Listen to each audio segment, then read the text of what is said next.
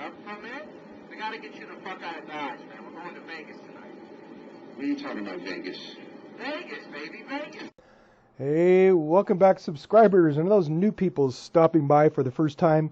Welcome to you guys too. If you are new, I'm going to go ahead and slap a link right up there so you can check out the intro to this Trip 3.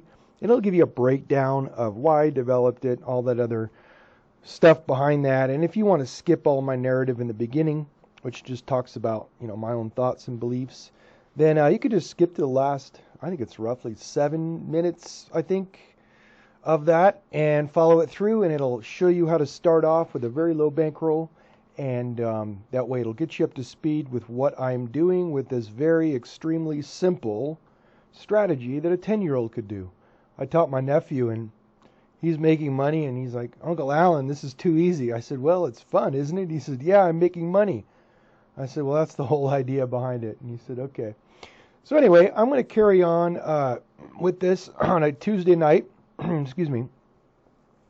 And I think I left off with $810. I think it was $810 at, I think it was hour 6.5.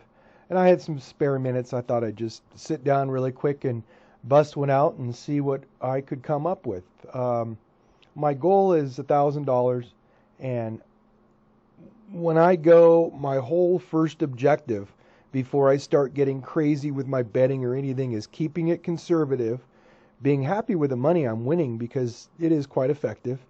And my first goal is to pay for that first session bankroll.